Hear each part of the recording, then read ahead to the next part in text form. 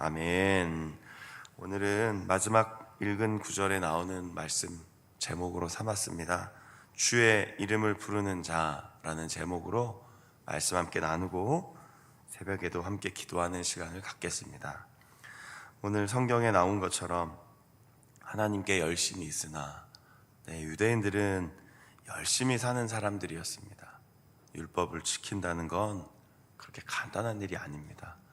우리가 생각하는 십계명, 그리고 성경학자들이 말하는 것처럼 구약 성경을 다 종합해 보면 하라, 하지 말라라는 계명, 율법이 한 600여 가지가 넘는다고 합니다. 600개 넘는 규정, 율법, 명령을 지키며 사는 것은 게으름은 할 수 없는 일입니다. 열심히 살았던 것입니다. 문제는 그 열심의 방향이 틀렸다는 것이죠. 그게 문제인 겁니다. 그래서 사도 바울은 이미 앞서 9장에서도 내 동족, 내 친족, 나의 사랑하는 유대인들이 이 복음을 듣기를 바란다 하면서 10장을 계속 이어가며 내 마음에 원하는 바도, 그리고 하나님께서 그렇게 해주시기를 구하는 모든 제목도 이스라엘 그들이 구원을 받았으면 하는 것입니다. 이렇게 10장을 시작합니다. 우리는 어떤지 한번 돌아보았으면 좋겠습니다. 우리도 열심히 살잖아요. 혹시 이 새벽에 여기 오신 분들 중에 저는 그렇게 열심히 살고 싶지는 않습니다 라고 생각하시는 분 있으십니까? 그럼 이 새벽부터 나오셨겠습니까? 새벽부터 일찍 일어나서 기도하고 말씀을 읽고 믿음으로 살아간다는 건 우리에게도 열심히 있다는 겁니다. 문제는 하나님이 원하시는 방향이 아니면 우리도 실수를 하게 된다는 것이죠. 그 실수가 무엇입니까? 올바른 지식을 따르지 아니하니 3절에 보니까요, 자기 의를 세우려고 힘을 쓰기 시작한다 그랬습니다. 그러니까 분명히 예수 그리스도 안에서 주시는 은혜는 우리의 노력보다 훨씬 더 값진 것이었습니다. 그런데 그 값진 은혜를 받아들이지 못하니까요, 어떻게 해서든지 내가 열심히 살아야겠다라는 방향을 설정하게 되는 겁니다. 열심 자체가 나쁘다고 한 건 아닙니다. 그러나 은혜를 알지 못하니까요. 이 은혜는 뭡니까? 나는 부족하나 하나님이 나를 사랑하신다는 거였습니다. 나는 삶에서 온전할 수 없으나 그 부족함을 그리스도께서 채워주신다는 그 분명한 은혜를 발견하면 사실은 마음에 짐이 덜어집니다. 악착같이 사는 게 아니라 마음속에 여유가 생깁니다. 그렇다고 게으르다는 게 아닙니다. 믿음으로 살아간다는 건 절대로 게으른 삶이 아닙니다. 아무것도 하지 않는 게 아닙니다. 믿음으로 조건 없이 은혜를 주셔서 구원받았다는 삶은 그냥 이제 천국행 티켓이 주어졌으니 난 몰라 이렇게 사는 게 아닙니다. 더 선하게 살아가는 겁니다. 더 힘써 살아가는 겁니다. 더 믿음으로 한 분 한 분에게 이 은혜가 얼마나 귀한 것인지를 증거하며 사는 것입니다. 사도 바울을 보십시오. 얼마나 열심히 삽니까? 이 성경도 제일 많이 기록했습니다. 제일 많은 거리를 걷고 배를 타고 또 그 속에서 위험과 어려움을 감수하며 복음 전하며 살았습니다. 교회도 얼마나 많이 세웠습니까? 사도 바울 한 사람이 다메섹 도상에서 회심한 후에 정말로 수많은 사람들이 복음을 듣게 되었습니다. 어쩌면 비교하면 안 되지만 12사도보다 훨씬 더 많은 일을 그 한 사람이 해냈습니다. 그런데 바울이 마지막까지 고백하는 게 뭡니까? 나를 자랑하지 않는다는 거였습니다. 십자가를 자랑하겠습니다. 그 십자가를 통해 나를 구원하신 예수님을 나는 늘 자랑합니다. 그게 바로 의에 복종하여 사는 삶인 것이죠. 그런데 유대인들은 자기의 의를 내세우기 시작했습니다. 그러니까 종교 행위에 더 몰두하는 겁니다. 예식에 더 집착하는 겁니다. 그렇다고 저희가 오늘날 예배나 예식이나 모든 형식이 중요하지 않다고 얘기하면 안 됩니다. 그 형식 안에 하나님의 은혜를 담아주셨습니다. 그렇기 때문에 우리도 오늘 이 말씀을 쭉 읽으면서 나는 과연 예수님 안에서 자유함을 받았는데 믿음으로 살고 있는가? 하나님 뜻에 순종하고 있는가? 그 은혜를 알기에 교만하지 않고 자만하지 않고 비교하지 않고 다른 사람을 무시하며 살고 있는 것은 아닌가? 그렇게 잘못된 방향으로 살고 있는 나는 없는가? 한번 돌아보자는 것이죠.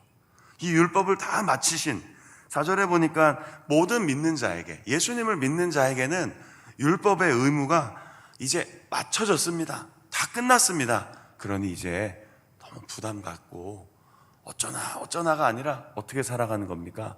이미 이루셨으니 나도 그 말씀대로 살아갈 수 있습니다. 믿음으로 살아가라는 겁니다. 여전히 유대인들은 그렇게 살지 못하니까요, 이스라엘 백성들에게 사도 바울이 자꾸 말씀을 인용할 때 어디를 갖고 옵니까? 구약 성경을 갖고 옵니다. 9장에는 여러 가지 선지자들의 이야기를 했잖아요. 이제 오늘 10장에는 5절, 6절 이후에는 레위기와 신명기 말씀을 인용한 겁니다.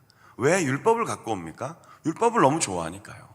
그런데 그 율법의 기준이 누굽니까? 그리스도라고 하는 겁니다. 우리가 올라갔다 내려갔다가 하는 게 아닙니다. 우리가 예수님을 올렸다가 예수님을 내렸다가 하는 게 아니라는 겁니다. 다만 그 모든 율법의 기준도 예수님이었다라고 얘기하는 겁니다. 오직 믿음으로, 오직 예수를 믿음으로, 오직 예수 그리스도 안에서 다시 한번 나의 삶을 돌아보라는 사도 바울의 권면을 오늘 우리도 마음에 깊이 새겼으면 좋겠습니다. 그러다 보니까 우리에게 되게 유명한 성경 구절들이 나오죠. 혹시 다 암송하셨을 것 같은데 어떠십니까? 사람이 마음으로 믿어. 네, 마음이 너무 중요합니다. 우리의 마음이 어디 있습니까? 기도의 자리에 나오셨고 말씀을 읽으시고 또 제가 전하는 설교도 듣고 계신데 우리 성도님들의 마음이 어디에 있으십니까? 우리 마음이 하나님께로 향해야 합니다. 하나님을 믿어. 그리고 우리를 의롭다 하신 것을 받아들이고, 그런데 중요한 게 있습니다. 우리의 입으로 고백해야 합니다. 그러니까 마음과 입술, 우리 마음의 생각과 우리 입술에 분명한 고백이 있어야 한다는 것이죠. 거기에 하나님 우리에게 구원의 은혜를 최종적으로 허락하셨다는 겁니다. 그러니까 오늘 하루 어떻게 살아야 합니까? 우리의 마음이, 우리의 입, 우리의 말, 우리의 삶이 구원받은 자답게 살아가야 한다는 것이죠. 이미 주어진 겁니다. 이게 진행형이기도 하고 계속 진행되는 것이기도 하지만 우리는 이미 이것을 받은 겁니다. 그러니까 오늘 받은 자로서 살아가시는 겁니다. 이거 막 노력해서 얻는 게 아닙니다. 이미 은혜를 주셨습니다. 구원받았습니다. 따라서 이 부끄러움을 당하지 않으시기 위해 주시는 차별이 없는 그 은혜를 붙잡고 오늘 하루를 시작하는 겁니다. 그것을 오늘 제목으로 삼은 거죠. 어떻게 해요? 주의 이름을 부르는 자는. 어릴 때, 자꾸 어릴 때라고 하니까 제가 너무 나이 들어 보여서 자꾸 죄송합니다. 그런 표현 쓰면 안 되는데 어쩝니까? 저도 어릴 때 불렀던 노래인데, 그래서 좀 양해해 주십시오. 아직 젊은데 자꾸 어릴 때 이런 복음성가가 있었어요. 주의 이름을 부르는 자는 구원을 얻으리로다. 할렐루야 할렐루야 이렇게 마치는 거예요. 그 노래가 막 생각나더라고요. 어저께 저녁에는요. 주의 이름을 부르는 자는 구원을 얻으리로다. 주의 이름을 부르는 자는 구원을 얻으리로다. 누구든지요, 누구든지 차별이 없다. 오늘날 우리에게 얼마나 중요한 주제입니까? 오늘 21세기를 살아가는 우리에게 차별하면 안 되잖아요. 차별하면 안 된다고 합니다. 그 누구에게도 차별하면 문제가 되는 시대를 살아가고 있습니다. 그런데요, 이미 2000년 전에 노예가 있고 귀족이 있고 황제가 있고 왕이 있고 정말로 로마 시민이냐 아니냐 그 엄청난 차별의 시대 속에 사도 바울은 복음의 능력이 어떤 건지 발견한 겁니다. 하나님이 어떤 분이신지 선언했던 겁니다. 이것이 놀라운 복음입니다. 이미 그 오래전에 차별이 없는 은혜를 그리스도를 통하여 우리에게 주셨습니다. 이거 어떻게 되겠습니까? 우리 마음에 담기만 하면 됩니까? 아닙니다. 입으로 고백하고 전해주셔야죠. 예수 그리스도의 은혜가 얼마나 값진 것인지 증거해야 되죠. 그래서 사도 바울은 먼저는 이방인의 사도로 부름 받았기에 복음을 전하며 살지만 다시 뒤를 돌아보며 우리 이스라엘 백성들도, 나의 사랑하는 우리 이스라엘 그 유대인들도 이 복음을 듣기를 하나님 구합니다. 그렇게 로마서를 기록하며 그 마음을 담았다는 것이죠. 말씀을 마무리하면서 이렇게 질문을 드려보겠습니다. 이 은혜가, 이 하나님의 말씀이, 이 복음이 우리 성도님들의 마음속에 있으신가요? 네, 오늘 그럼 우리는 큰 복을 누리고 있는 겁니다. 이미 비교할 수 없는 놀라운 은혜를, 복을 우리는 받은 겁니다. 그럼 우리 입술을 통해 오늘 이 복음이 전해졌으면 좋겠습니다. 전해지기를, 들려지기를, 가셔서 누군가 한 사람에게 꼭 이 복음을 전해 주십시오. 차별이 없는 하나님의 사랑을, 하나님의 은혜를 우리 사랑하는 성도님들을 통해 오늘 전해지기를, 증거되기를 소망하며 오늘 하루 어떻게 살아가야겠습니까? 주의 이름을 부르십시오. 먹든지 마시든지 무엇을 하든지 주의 이름을 부르며 이 구원의 은총을 증거하며 오늘도 승리하며 살아가시기를 예수 그리스도의 이름으로 축원합니다. 아멘. 기도하겠습니다. 하나님, 열심으로만 사는 것이 아니라 하나님이 원하시는 열심으로 살게 하여 주옵소서. 방향이 틀리면 목적지에 도달할 수가 없습니다. 하나님을 사랑하고 이웃을 사랑하라는 그 계명 속에 담긴 하나님의 뜻을 소중히 여기며 오늘도 나를 내세우는 것이 아니라 오직 하나님의 은혜와 그리스도의 공로를 자랑하며 나를 구원하신 그 은혜를 드러내며 믿음으로 사는 오늘 하루의 삶이 되게 하옵소서. 무엇보다 내 을 내세우다가 자랑하고 교만하여 상처를 주는 삶이 아니라 다른 사람을 높여주고 이웃을 아껴주고 동료와 전우를, 그리고 가족을, 교우를 진심으로 사랑하는 우리 자원교회 성도님들이 되게 하여 주옵소서. 주의 이름을 부를 때 구원이 있다고 했습니다. 오늘도 다양한 삶 속에, 크고 작은 일들 속에 그 구원의 은총을 풍성히 누릴 수 있도록 이 시간 하나님 우리 마음속에 평강과 은혜와 사랑을 가득 부어 주옵소서.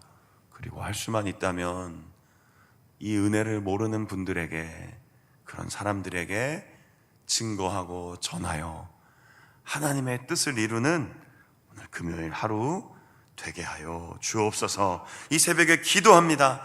하늘문을 여시고 하나님의 은혜와 놀라운 은총을 가득 부어주시고 우리와 교회와 가정 위에, 우리의 삶 가운데, 부대와 일터와 직장 위에 하나님의 은총이 가득 담겨 오늘도 승리하는 삶을 살게 하여 주옵소서. 기도할 때 우리의 마음의 소원을 이루어 주실 것을 믿습니다. 그러나 내 생각만 앞세우지 않게 하시고 하나님의 뜻이 어디 있는지 늘 기억하며 기도하며 믿음으로 살게 하옵소서. 우리를 사랑하시며 십자가에서 죽으시고 부활하신 예수 그리스도의 이름으로 감사하며 기도드립니다. 아멘. 주기도